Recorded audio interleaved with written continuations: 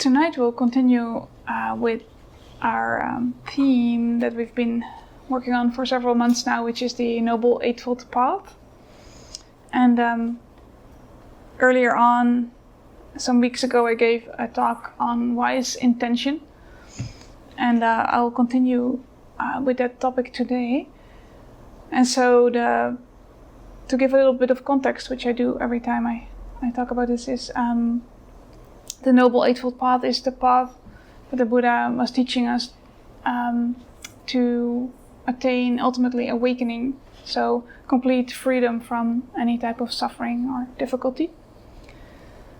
And so the Eightfold Path consists of 8 steps, and I just named the 8 steps just so you know. The first one is wise or right view, depending on the translator, they're using right or wise. Then wise intention, wise speech, wise action, wise livelihood, wise effort, wise concentration, and wise mindfulness. Sorry, wise mindfulness and then concentration. And so I gave also a short introduction on wise intention, so the second of those 8 path factors. Last time I gave a short intro to this path factor, and I just want to repeat just a little bit of that so that you have the context for this path factor. And so wise or right intention is about shaping the next moment. So it shapes our mental and our verbal and our bodily actions.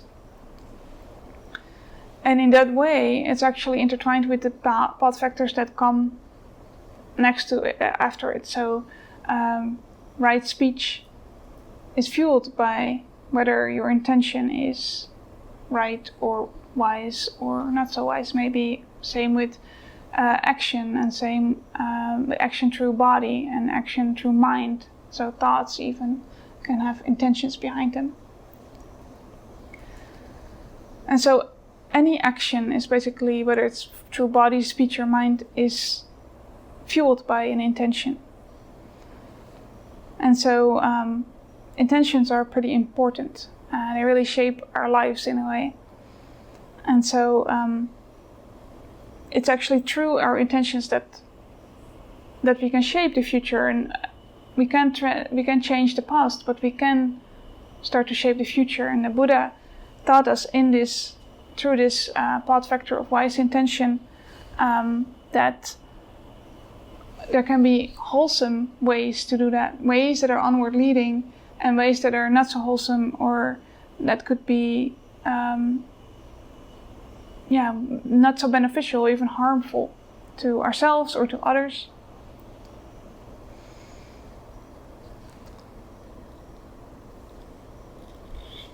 And so whatever intention is behind our thoughts or our speech or actions is what's going to define whether there is a wholesome or an unwholesome result, which is a very short, brief way to talk about karma, which is also one of the important teachings of the Buddha.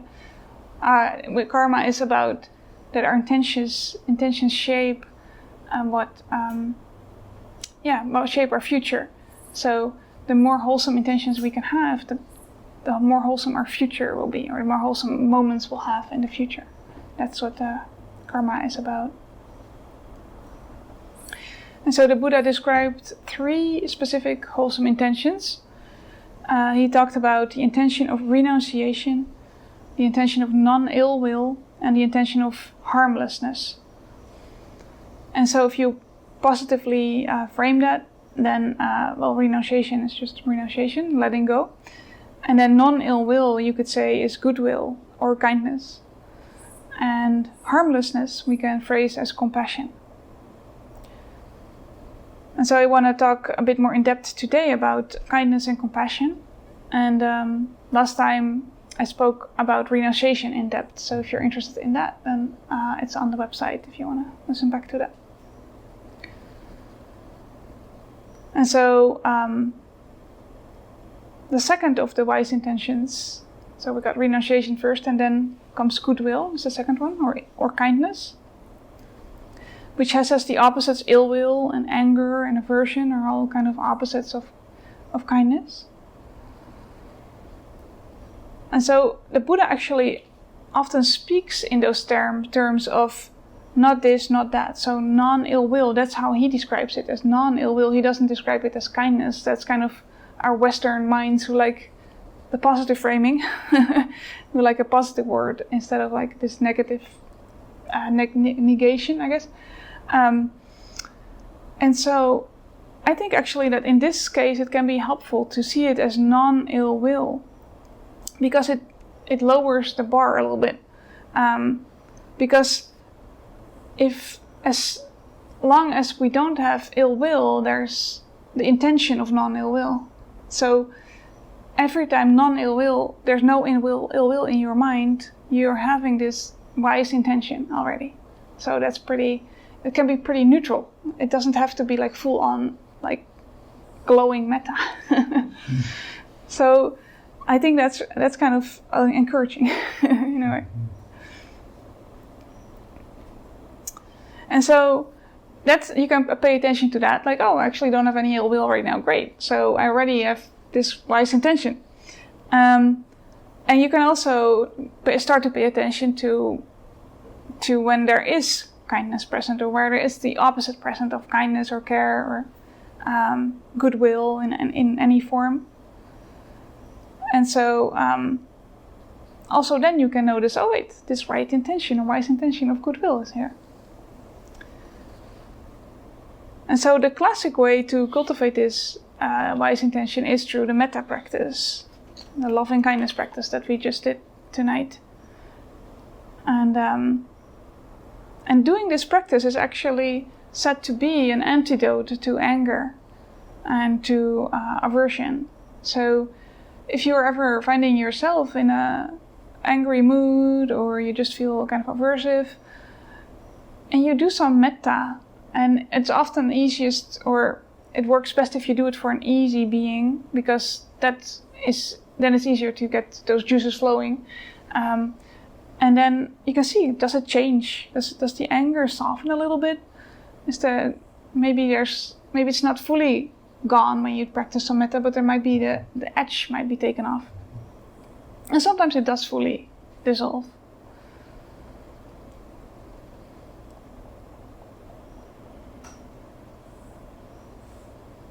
And the proximate cause for metta, for kindness to arise, is to see the good in ourselves or in others.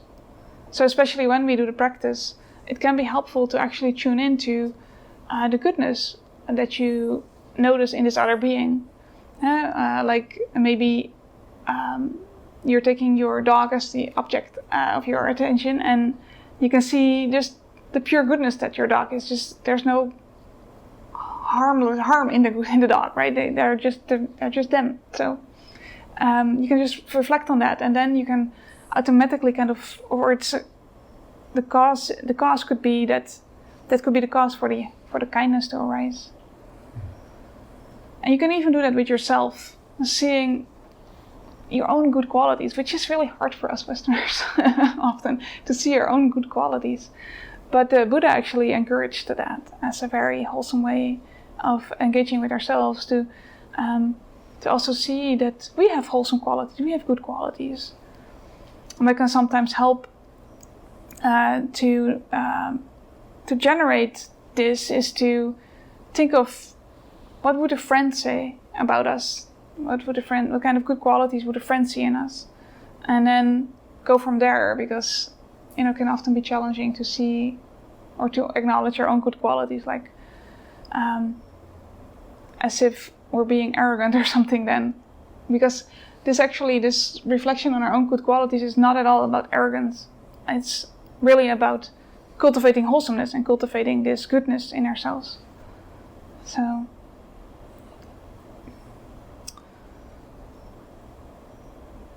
and then the metta practice is actually a progression from very easy beings to slightly more difficult beings.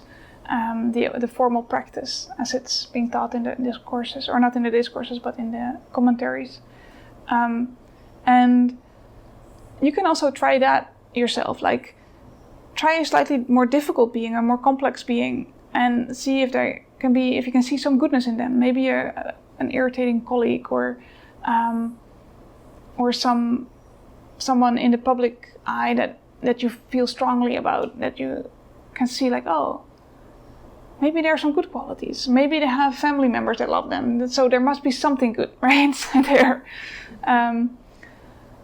And so if it's too difficult, then just go back to an easier being until you're ready to take on the more difficult beings. But these kind of exercises can really help to gain kind of a different perspective. Some people that, seeing good things that you haven't seen before, and like especially with people you actually interact with in your life, like colleagues or neighbors, or that you might feel aversive towards. If you start to see the goodness, it can really change your relationship with them. If you change, they're gonna change. And so that's a little bit about kindness or goodwill. The third and the last wise intention is compassion, and compassion actually arises when we are faced with suffering. So both metta and compassion or karuna are two of the 4 Brahma Viharas, so the divine abodes. And those are 4 qualities of heart mind that are very wholesome and that we can cultivate actively.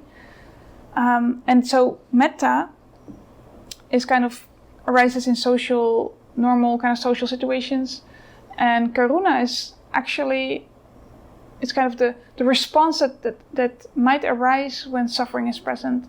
So if there's no suffering present, then there's no need for compassion, then there's just metta, for example. So each Brahma Vihara kind of arises in different situations.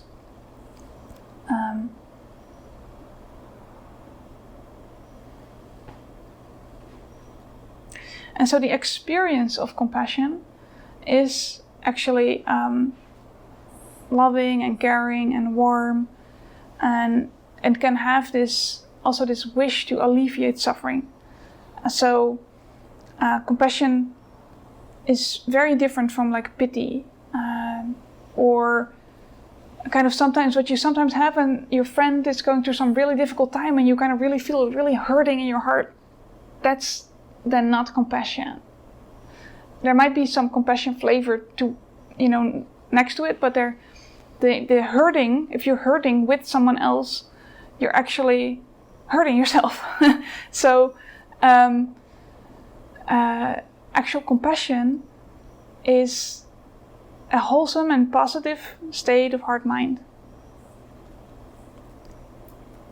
And so it's kind of a high bar though for most people to feel pure compassion that's not at all like influenced by any of that hurt that we might feel. Also, when we see the difficult things in the world, our heart starts to hurt, but there might also be compassion. So it's usually a mixed bag of pure, or kind of the more like for the Buddha's teachings would be called compassion, and the hurt or the pain or the more suffering aspect of it.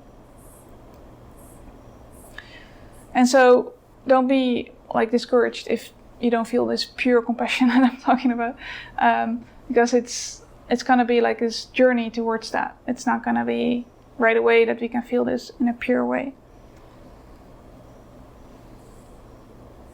And so often when compassion arises is that we want to alleviate the suffering. So it has this active component. And this alleviating of suffering is not because we want to get rid of the pain. It's because we genuinely wish for the other being to be well, for the wish for the other to not suffer. And it can also be directed towards ourselves, the wish for ourselves to not suffer. Compassion can be directed towards self as well. And sometimes it can actually not be so appropriate or even possible to jump into action. Like if there's some disaster on the other side of the world, it's going to be hard to jump into action, or maybe you can offer a donation or something, but you can't probably fly out there. It's probably not very practical to fly out there and start helping. And so sometimes compassion just is this feeling of not wanting the others to suffer on the other side of the world. Not, feeling this care for other beings. And sometimes it can be inappropriate, like if one animal eats another animal or catches another animal, you might want to help the animal that's being caught. A while ago I saw a fox running through the yard with a squirrel in his mouth, and lots of compassion for the squirrel, but maybe there was also some joy for the fox because they can eat, right? They need to eat meat, else they can survive. So it's really mixed, and it's probably not very appropriate for me to try to save the squirrel from the fox's mouth. So, sometimes it's not appropriate to act on our compassion.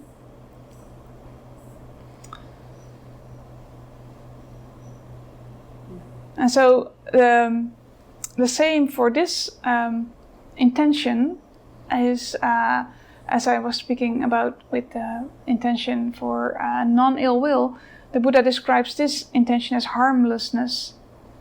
So I also want to point out that here we can see that we don't have to have this full-blown compassion in our hearts as long as there is not an intention to harm. There's already this intention, the wise intention of harmlessness present.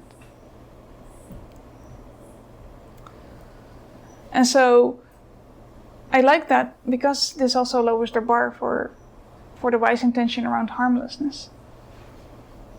And it might make it a little bit more achievable in our daily life, in our day-to-day encounters. Like if you if you see the fox running with the squirrel in the mouth, then you at least don't have an intention to harm in any way, but there might be this whole other mixed bag of feelings, but there's no intention to harm any of the fox or the squirrel.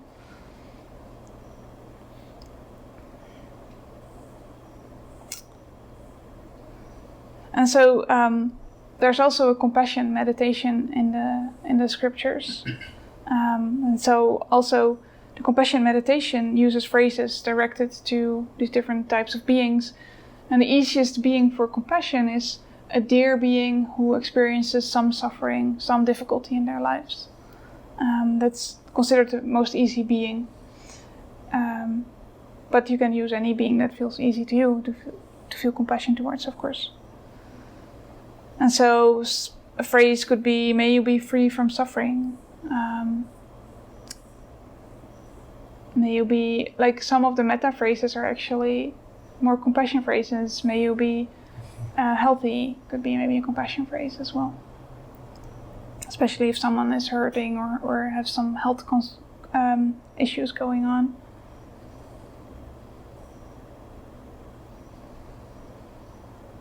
And so these are two of the three wise intentions.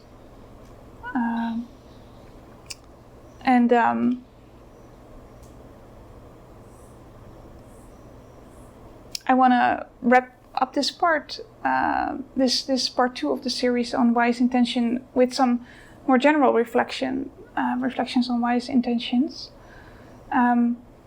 Because I like something that Gregory Kramer writes about. He wrote this book, A Whole Life Path, which is a very thorough book on the Eightfold Path. And he actually writes about three time frames for intentions. And so the first time frame is called momentary intentions. And so this is a type of intention that is present before each moment in our lives. And before each thought, before each action, each movement of the body, anything, what we're experiencing is being preceded by an intention. Even breathing, for example, is preceded by an intention. So often we don't really recognize this level of intention. And this level of intention is is automatic and conditioned. So we might not always have full control over it. We can take control, like I can take control to move my hand right now. But often we move automatically, we blink automatically, we walk automatically, which is great because else it would take a lot of effort to do everything. So this is one level of intentions, these momentary intentions. And the interesting thing is, through our meditation, if we start to settle in more into our meditation, we can actually start to notice some of those. One way I like it to start with is, for example, with the walking practice, to start to have the intention, to start noticing the intention to start walking, or to, when you lift the foot or when you place it, to feel, oh wait, there's actually a little this moment of about to lift the foot, about to walk, this about to moment. And then the second level that Gregory talks about is the episodic intention. And these are intentions that encompass a broader episode of time or a specific project, or could be like coming here tonight is an intention to come here or to join online, or an intention to call a friend, or an intention to go to college to study for 4 years, or whatever it is. It could be like, it could be years, it could be like an evening, could be like a 30-minute phone call, whatever it is. So these are episodic intentions. And during such an episode, there can be many sub-intentions, wholesome or unwholesome.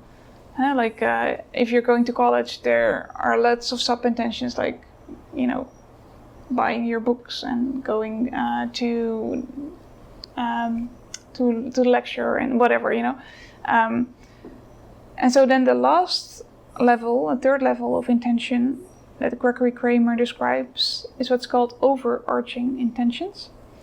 And he talks about this as the overall direction of your life.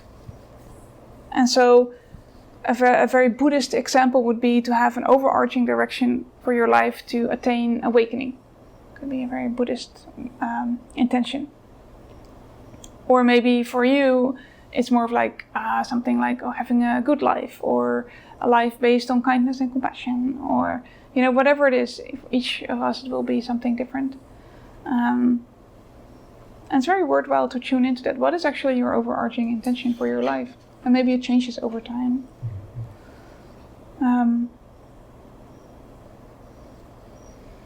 And so I think that's a really useful way to look at intentions.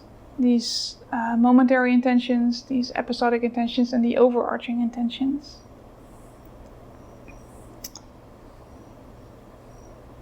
And so maybe we can do just a short little exercise on those types of intentions. So maybe just a little reflection. And to do that, we can maybe just close our eyes. You don't have to sit a specific way, whatever you feel like. Just kind of close your eyes and then notice your body sitting here, tuning into that, landing in the moment again. Maybe taking a deeper breath.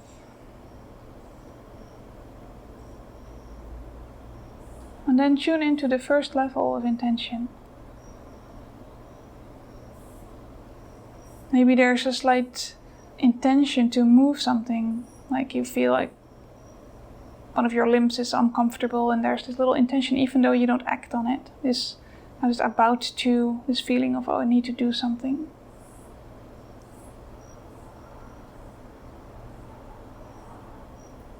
Maybe the intention to listen to the sounds, or the intention to breathe.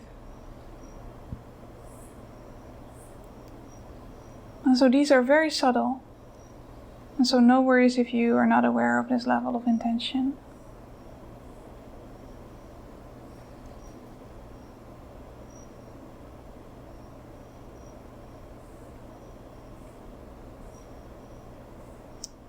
And then we can tune into the second level of intention. Maybe you can remind yourself, what was your intention in coming here tonight or in joining online tonight?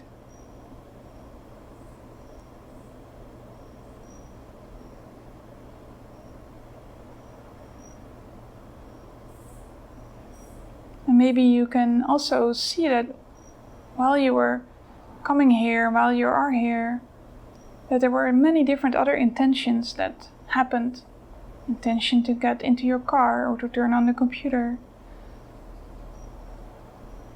Intention to open the door. Intention to sit.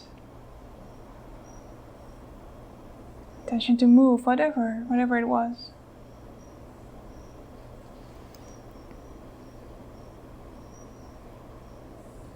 And then tune into the third level of intention. What is the overarching intention for your life?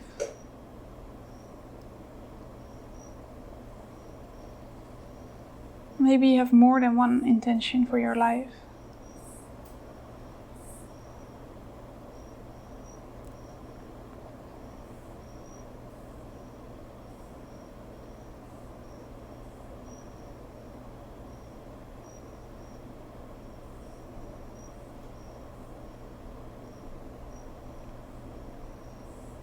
And maybe you don't even know for sure and you want to sit with this a little longer, maybe at a later time. And if you do, just let that intention kind of resonate through the body. Let it fully in.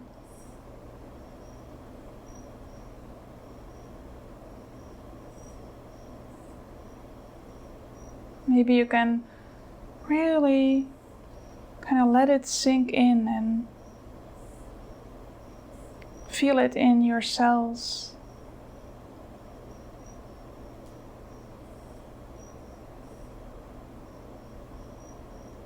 There could even be a certain phrase that goes with it, like a meta phrase that you want to offer to yourself or just into the universe, so to speak.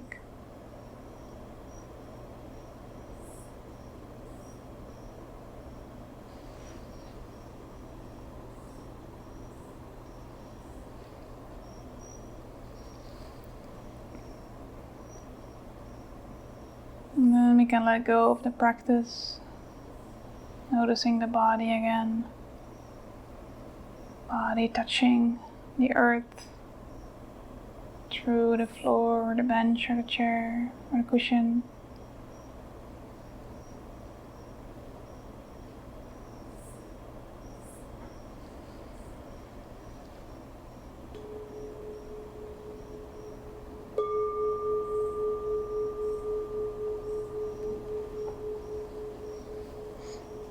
Thank you.